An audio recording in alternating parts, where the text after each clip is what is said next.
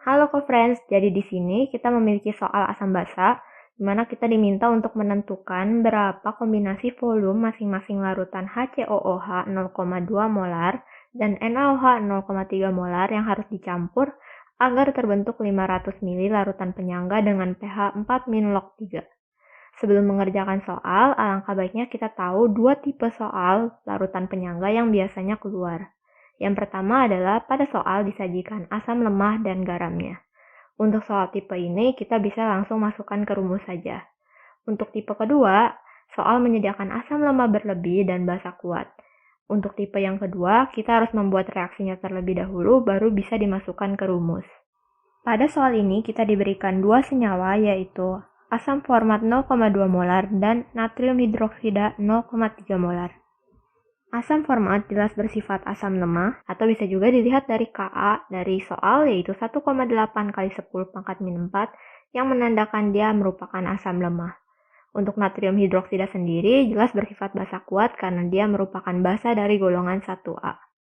Maka soal ini mengikuti soal tipe kedua, di mana kita harus membentuk reaksinya, yaitu reaksi antara HCOOH dan natrium hidroksida.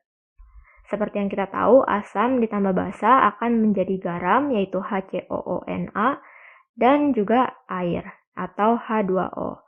Selanjutnya kita tulis mula-mula reaksi dan sisa, atau MRS. Dan di sini, karena membutuhkan mol dari masing-masing senyawa, kita lagi-lagi menggunakan rumus yang cukup sering digunakan, yaitu mol sama dengan molaritas dikali volume. Kita langsung masukkan saja di MRS-nya, di mana pada HCOOH atau asam format 0,2 adalah molaritasnya. Lalu karena volumenya belum kita ketahui, jadi sementara kita tulis terlebih dahulu VHCOOH. Untuk natrium hidroksida juga sama, molaritasnya 0,3 molar, dan volumenya kita tulis VNaOH. Kita bisa tinggalkan sementara MRS-nya dan kita lanjut ke rumus dari buffer asam, di mana konsentrasi H+ sama dengan Ka dikali N asam lemah atau mol asam lemah dibagi dengan mol basa konjugasinya. Sehingga kita di sini tahu asam lemahnya merupakan mol dari asam format dan mol dari basa konjugasinya tidak lain dari mol HCOO- yang bisa didapat dari garam. Pada soal masih ada satu informasi yang bisa kita peroleh, yaitu konsentrasi H+, yang bisa kita dapatkan dari min antilog pH. pH pada soal tertulis 4-log 3, sehingga min antilog pH-nya sama dengan 3 dikali 10 pangkat min 4. Mari kita masukkan ke rumusnya langsung.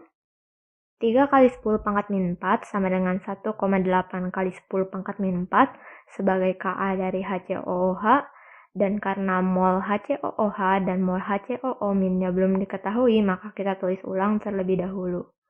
10 pangkat min 4-nya bisa kita coret, lalu di sini kita tulis mol HCOOH dibagi dengan mol HCOO- sama dengan 3/1,8.